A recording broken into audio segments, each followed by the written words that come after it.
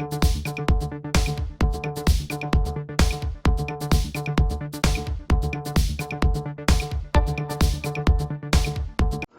안녕하십니까.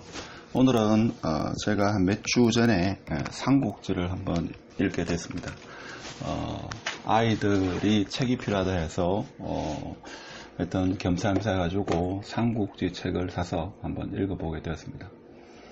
그건 30년 전에 대학교 입학한 시절에 그때 한참 삼국지를 읽는 게 대학생들 사이에서 붐이 있었고, 저도 그 당시에 삼국지를 읽어봤지만 그 시대가 중국의 역사에서 어느 위치에 있는지도 모르고, 물론 그 당시에는 여러 작가들의 삼국지가 있습니다만 읽는 동안에는 그 영웅들의 어떤 싸움이나 전투에 대해서 그런 묘사가 상당히 흥미로웠고, 근데 그 당시에 읽고 나서 지금까지 살면서 삼국을 누가 통일했지 이런 사실을 사실 몰랐습니다. 그래서 제가 어릴 때는 삼국지 만화도 있었고 90년대 초반에 삼국지 게임도 있었습니다. 그래서 제 지인 중에는 휴학을 하고 삼국지 게임을 할 정도로 그 당시에 게임이 상당히 유행했습니다. 그래서 오늘은 유비가 삼국을 통일 못한 이유, 이런 제가 삼국지를 읽으면서 제가 역사학자는 아니지만 일개에서 50년으로서 책 보기를 즐기는 한 사람으로서 유비가 삼국 통일을 왜 하지 못했을까, 이 생각이 책을 읽고 나서 한 2주 가까이, 한 10일 가까이 이 생각이 늘 듭니다. 그리고 이 삼국지를 통해서 제가 생각이 드는 게 또 하나가, 우리가 부자가 되지 못한 이유는 무엇인가, 자, 이런 주제로 하나 영상으로 끝이 나면 하나 영상을 할 거고, 좀 길어지면 2개의 영상으로 1부, 2부 나누어 가지고 한번 해보도록 하겠습니다. 이번에 제가 한 30년 만에 삼국지를 읽고 나서 제가 느낀 거는, 왜 사람들이 삼국지를 많이 읽을까 하게 됐습니다. 이 삼국지의 역사적인 배경은 보니까 지금부터 1800년 전입니다. 1800년 전에 삼국, 위촉오죠. 위촉오, 그 시절, 즉 한나라가 망할 그 시절에 황건적의 난이 있었죠. 황건적이라는 것은 머리에 노란 띠, 이 띠를 두르는 도적대들이 중국 전역에 출몰해 가지고 그 황건적을 없애기 위해서 전국에 영웅들이 나타났다. 그래서 그 삼국지가 중국 역사에서 이렇게 조명을 받는 이유가, 그 수많은 영웅, 지략가들의 어떤 전투라든지 이런 것들이 오늘날의 직장 생활이라든지 오늘날에 살면서 좀 사회생활을 하는데 한 개인의 삶에서 영향을 미친다, 그리고 재미가 있다, 이런 측면에서 많이 읽는 것 같습니다. 그렇고 여러분은 삼국지를 읽어보셨는지 모르겠습니다. 저는 저번 겨울부터 해가지고 책을 조금은 읽었습니다. 재테크 책뿐만 아니라 제 전공 서적도 그렇고 이런저런 책을 많이 읽었는데, 뜻하지도 않게 삼국지를 읽었는데 그 여운이 지금 한 10일 이상 계속 하루 일상을 살면서 유비가 왜 삼국을 통일하지 못했을까, 왜 우리는 부자가 되지 못했는가, 이런 어떤 유비와 비슷한 그런 성격이 아닐까, 이런 생각도 해봅니다. 그래서 끝까지 보시면 삼국지에 대해서 한 번쯤은 생각하게 되고, 또 과거 역사를, 보통 역사책을 많이 보는 사람이 미래를 좀 긍정적으로 생각한다는 이런 마인드가 있다고 제가 어느 책에서 봤는 것 같습니다. 그래서 같이 한번 시간 여행을 떠나보도록 하겠습니다. 자, 삼국지는 중국 역사에서 어디쯤 왔는가? 그러니까 1800년부터 해가지고 그 당시부터 해가지고 제가 정확하게 기억 안 나는데 한 200년 정도 동안의 어떤 역사적인 그런 사건들, 전투를 책으로 엮는 게 아닐까, 저는 그런 제가 본 바에 의하면 그렇습니다.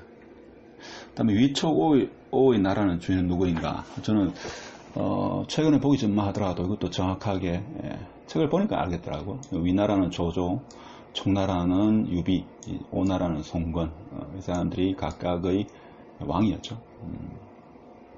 그래서 또 궁금했는 게, 위촉오의 나라는 어떤 순서로 누구에 의해서 망했는가, 그럼 과연 통일을 누가 했는가. 저는 사실 통일을 누가 했는가, 이게 가장 충격적이었습니다. 그래서 제가 지인들한테 한 7분한테 친구나 후배나 물어보니까 정확하게 아는 사람은 없더라고요. 한 70% 이렇게 맞추는 사람은 한둘 있었는데 누가 통일했는지를 아는 사람은 없더라고요. 이걸 보면서 저는 좀 충격이었습니다. 누가 통일을 했는가. 그래서 삼국지에 나오는 지략가, 흔히 말하는 책사 있죠. 책사 중에서 누가 가장 뛰어난가. 책사들이 많이 있죠. 흔히 아는 저는 제갈공명 정도, 사마의, 일단 방통 이 정도 알고 있었는데 그 외에도 지략가가 상당히 많죠. 근데 요즘에는 제가 볼 때는 현대를 살아가는 데 있어가지고 이런 어떤 지략가의 어떤 정보는 우리가 인터넷을 통해 가지고 많이 얻을 수 있지 않나 이런 생각이 듭니다. 그래서 결론에 전한대로 우리가 부자가 되지 못하는 이유는 어떤 이런 그 정보의 부재는 아닌 것 같습니다. 그래서 늘 궁금했는 게 유비는 왜 삼국을 통일하지 못했나 이런 의문을 한 10일 동안 생각하다가 제가 나름대로 내린 결론은 있습니다. 그래서 삼국지를 통해서 오늘날 재테크 측면에서 무엇을 배워야 할까 이런 것도 한번 생각해 보게 됐습니다. 자, 유비가 삼국을 통일을 못한 이유가 운이 없었냐? 제가 볼 때는 운은 상당히 있었습니다. 인재? 제가 볼 때는 인재도 있죠. 가장 많지 않았나 싶을 정도로 물론 조조도 인재가 상당히 많았죠.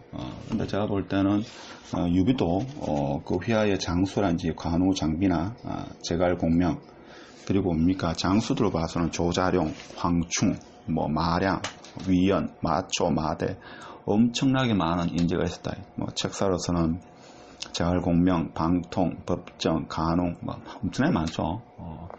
그리고 제가 볼 때는 유비가 삼국 통일을 못한 이유가 너무 늦게 형주에죠 자리를 잡아가지고 왕국 촉이라는 어떤 국가를 나라를 세웠다는 게 좀 아쉽죠. 이 떠돌이 생활을 너무 오래 했다. 제가 볼 때는 이게 패착이 아니었나 이런 생각이 듭니다. 그래서 운이 없어서는 아닌 것 같습니다. 그렇죠? 인재가 부족했나 이것도 아닌 것 같습니다. 근데 제가 볼 때는 유비가 삼국을 통일을 못한 것 중에 하나가 결단력이 좀 부족하죠. 유비는 덕치를 강조했습니다. 그렇죠? 덕치. 순리에 따라 가지고 모든 것은 흘러가야 된다. 그래서 그 형주 위에 있는 그 땅 이름이 뭐죠? 저도 기억이 안 나는데 같은 그 왕족 출신의 유상입니까? 하여튼 뭐 유장입니까? 하여튼 뭐 제가 볼 때는 결단력이 좀 부족하지 않았나 그런 생각을 합니다. 그렇죠? 그래서 가정이 원만하지 못해서 어떻게 보면 통일을 이루지 못했나 이런 생각도 해보긴 했습니다만은 아들이 좀 유약했다 그런 생각도 해봅니다. 그러니까 현대를 사는 데 있어가지고 우리도 뭡니까 어떻게 보면 가정이 화목해야지 모든 것이 원만하다 이런 것을 또 삼국지를 통해서 한 번 더 생각해보는 계기가 됐습니다. 그래서 또 하나 통찰력이 부족해서 그런가 싶기는 했는데 이것은 제갈공명이나 그 책사들이 충분히 제가 볼 때는 유비가 삼국을 통일하는데 충분하지 않았나 이런 생각을 해봅니다.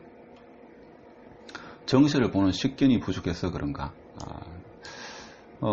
제가 볼 때는 이것도 충분히 제가 볼 때는 유비는 가지고 있었다고 생각합니다. 그래서 제가 생각할 때는 이유를 찾아라면 떠돌이 생활을 너무 많이 해서 정착하지 못했는 게 제가 볼 때는 안정을 취하지 못했고 나라의 기틀을 너무 늦게 그렇게 확립했는 게 삼국 통일의 패착이 아니었나.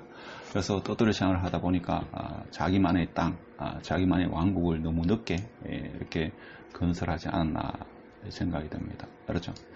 그래서 또 한편으로 뭔가 하면 유비도 그렇고 조조도 그렇고 그 누구도 당대 삼국 통일을 못했죠. 가장 큰 이유 중에 하나가 어떻게 보면 영웅들이 너무 많았다. 그렇죠.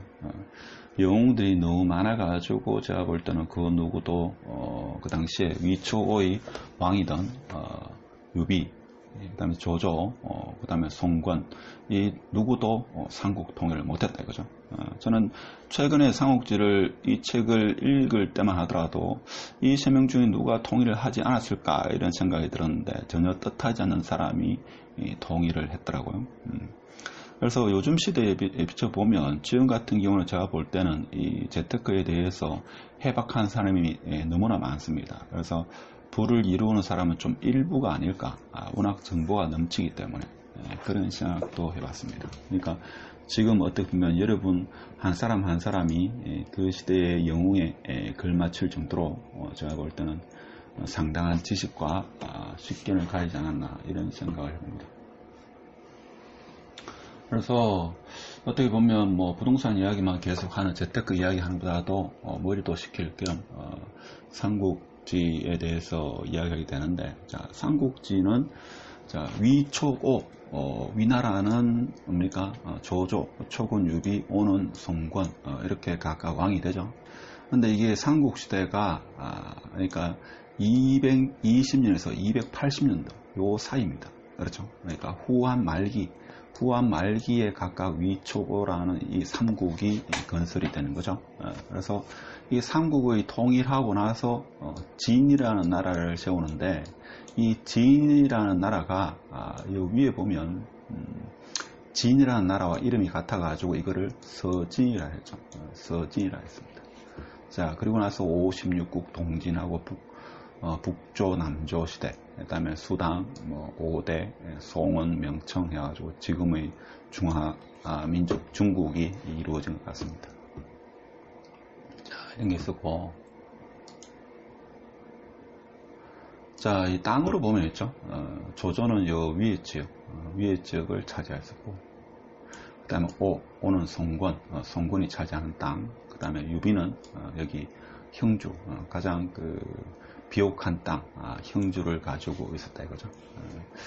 그래서 제가 보니까 첫 번째로 촉이 망하고 그 다음에 오가 망해가지고 이렇게 통일이 이루어졌는데, 과연 누가 통일을 이루었나 계속해서 보도록 하겠습니다.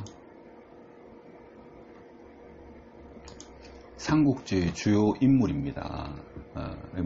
유비는 뭔가 하면 다들 아시다시피 관우, 장비, 조자룡, 황충, 마량, 위연, 마초 이렇게 있죠. 어떻게 보면 저도 예전에 그 당시에는 이 유비, 조조, 송근이 싸우는 어떤 전투하는 그런 거 위주로 삼국지를 즐겼는데, 이번에는 보니까 각 개인의 있죠. 어떤 삶이라든지 이런 것을 많이 좀 알게 되었고, 근데 참 안타까운 게 관우가 먼저 죽더라고요. 그 다음에 장비가 죽고 나중에 유비가 죽는 아주 참 슬픈 그런 스토리가 됐더라고요. 그 다음 책사 보면 그래도 가장 많이 알려진 게 제갈공명이죠. 제갈공명, 그 다음 방통 하는 사람도 있었고, 그 외에 부인이 보면 손상향입니다. 그렇죠. 자, 이 사람은 송건의 여동생이죠. 송건의 여동생을 부인으로 맞이했더라. 그 다음에 유비의 아들은 유선입니다. 유선이 너무 나약했죠. 나약했는 것도 제가 볼 때는 유비가 죽고 나서 유선이가 좀 강했으면, 이 당시만 하더라도 제갈공명이 살아있었기 때문에 유선이 좀 강했으면 유선이 삼국 통일을 할 수 있지 않았나 이런 생각을 합니다. 그 다음에 조조를 보면 지금 얘도 제가 다 적지를 못해가지고 일부만 적었습니다. 조조 같은 경우에도 뭡니까? 장수가 있죠. 하우동부터가 조인, 방덕, 조진, 장묘, 하여튼 이러한 장군들이 있었고, 제가 볼 때는 조조에서 보면 주목해야 될 인물이 사마의입니다. 사마의. 물론 순옥이나 정옥도 있었습니다만 사마의가 제가 볼 때는 유비에 제갈공명이 있다고 하면 조조에는 사마의가 있었다. 이 제갈공명과 사마의는 어떤 관계냐? 어릴 때 있죠. 같이 성장했는데 한스승 밑에서 같이 공부했는 동문수학한 사이입니다. 그래서 사마의가 제갈공명보다도 한 2살에서 3살 정도 많다 이렇게 보시면 됩니다. 그러니까 같은 대학을 들어가지고 지도교수 밑에서 같이 공부했는데 사마의가 제갈공명의 몇 년 선배다.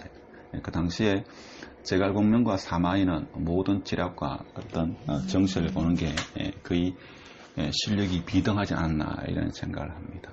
그래서 조조는 아들도 많았죠. 조함, 조비, 조창, 조식 이렇게 있었고, 손자가 조예, 조환, 증손자는 조방, 조모 이런 식으로 상당히 많은 자식이 있었다.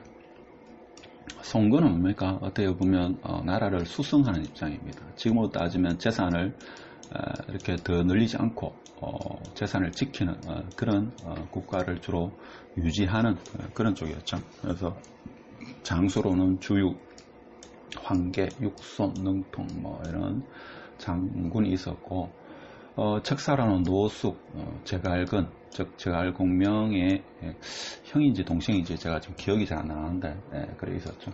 그래서 어머니로는 태부인이 있었고, 여동생으로는 손상향이 있었다. 그래서 송근과 유비는 지금으로 따지면 어디 됩니까? 자형이죠. 자형입니까? 그러니까 유비가 송근을 부르면 처남이죠. 처남인데, 나이 차이는 손상향은 유비와 나이 차이가 거의 뭐 달 정도 될 걸 그렇게 되죠. 그런 관계가 있습니다. 그런 관계가 있고,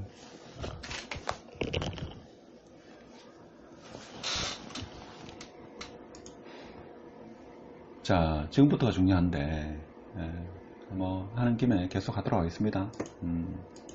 사마천, 제가 볼 때는 사마천, 갑자기 사마천이 왜 나오냐? 저는 예전에 사마천에 대해서 좀 읽어봤습니다. 사마천. 그래서 사마천은 이 삼국시대에서 한 몇백 년 전의 사람입니다. 이 사람이 상당히 훌륭한 사람이죠. 이 사람이 역사 쓰인 사기, 중국의 지금 2000년 이후에도 많은 사람들이 읽혀지고 많은 역사가들이 공부하는 사기를 지었었죠. 그러니까 이 사마천은 뭡니까? 이릉입니까? 이릉장수를 대변하다가 사형이라는 황제로부터 형벌을 받아가지고 그 당시에 사형을 모면하기 위해서는 크게 두 가지가 있었다 하죠. 첫 번째는 지금으로 따지면 보석금을 많이 내면 사형을 면했고, 두 번째로는 뭔가 하면 궁형이라는 어떤 벌을 받으면 사형을 면했다 이거죠. 궁형이라는 게 다른 게 아니고 내시가 되는 거죠. 내시가 되는 거다. 그래서 이 사람은 내시가 돼가지고 사기를 완성했다. 이런 이야기를 합니다. 하고 사마천의 아주 먼 후손이죠. 뭐 한 10대 이상, 10에서 뭐 18대 이렇게 된다고 하는데 명확한 건 제가 아직 책을 다 찾아보지는 못했습니다. 그러니까 사마천의 10에서 한 18대 후손이 사마의입니다. 사마의가 뭡니까? 조조의 책사였습니다. 그러니까 제갈공명의 2년 선배고, 사마의 아들이 사마소고, 사마소의 아들이 사마의입니다. 그죠? 그래서 자, 이런 가족 관계가 있습니다. 그럼 사마소는 자 어떻게 되는가 하면 총나라가 사마소가 즉 유비의 아들. 그러니까 모든 사람이 삼국에 있는 모든 어떤 영웅들이 다 죽고 살아남은 사람이 초기에는 제갈공명이 살아남았고, 조조가 왕이 된 위나라에서는 사마의가 살아남았다. 그래서 뭡니까? 초나라에서 제갈공명은 죽죠. 죽고 이제 살아남은 사람은 사마의다. 사마의가 죽고 사마소가 책사로 있을 때 총나라를 진입해가지고 항복을 받아냈습니다. 그래서 총나라가 첫 번째로 나라가 망하게 됩니다. 그 다음에 사마소의 아들 사마염이 또 뭡니까? 왕의 책사가 되죠. 그래서 조환은 뭔가 하면 조조의 손자가 되겠습니다. 손자로부터 제위를 강탈합니다. 강탈해가지고 황제에 등극하게 되죠. 자, 등극하고 나서 이제 뭡니까? 촉이라는 나라는 삼국이 있으면 삼국 중에 제일 위에 이게 위나라, 좌측이 총나라, 우측이 오나라인데, 자 여기는 이제 통일을 이루었습니다. 그렇죠? 통일을 이루었고, 그 다음에 사마염이 이제 황제가 되고 나서 송건 사후에 혼란한 틈을 타가지고 삼국을 통일했습니다. 그래서 그 통일한 연도가 280년 이때 통일을 했죠. 통일을 하고 이름을 서진으로 해서 통일을 했습니다. 그래서 여러분은 알고 계시는 분도 계시겠지만 저는 사실 좀 많이 당황스러웠는 게 일국의 왕이 있죠. 왕의 책사의 손자가 삼국을 통일했다.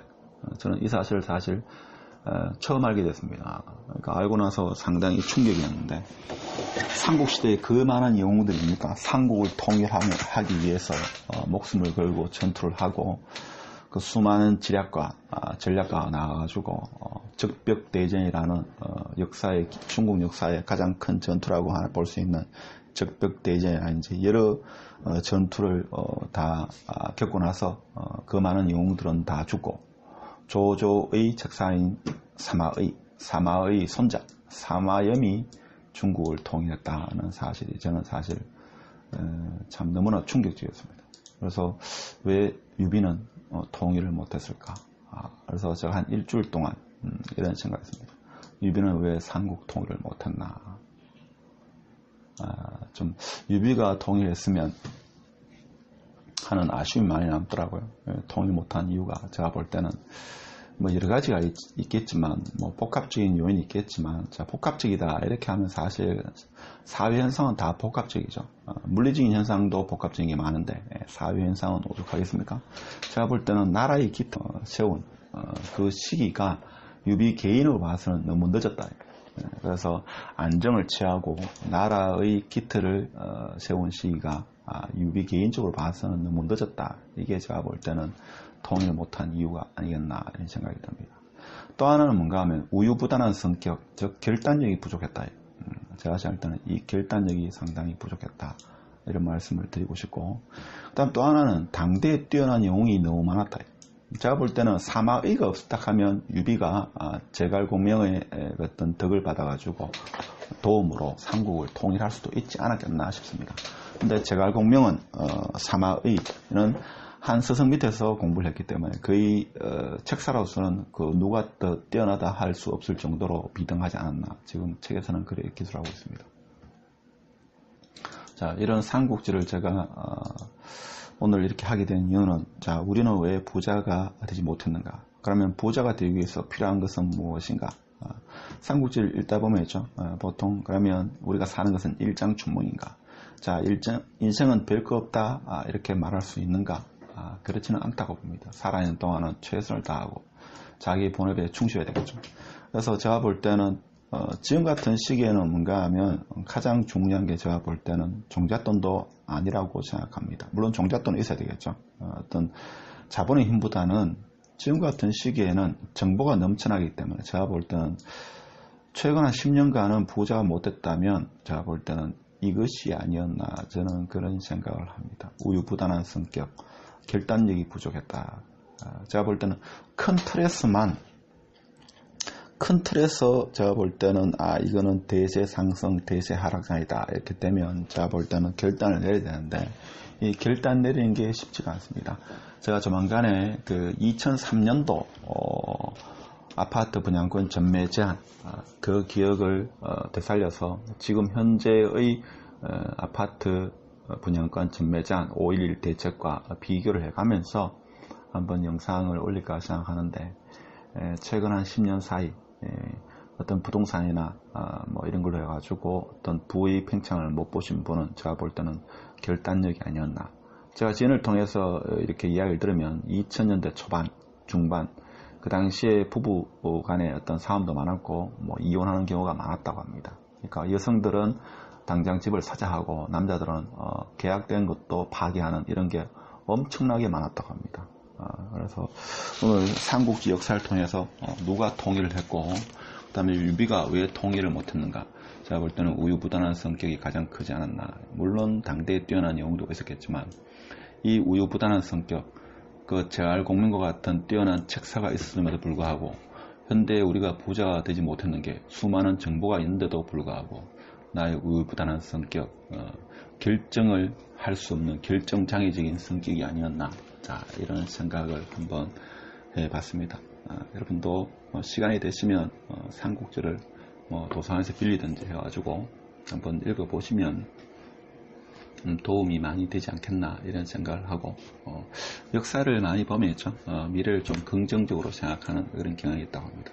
그래서 제가 볼 때는 역사학자와 역사를 공부하는 사람과 이 부자 된 사람의 공통점은 미래를 좀 긍정적으로 본다는 이런 시각이 공통점이 아니겠는가. 자, 이런 생각을 하고 오늘 영상 이것으로 끝내려고 합니다. 자, 끝까지 시청해주셔서 감사드립니다. 마치도록 하겠습니다.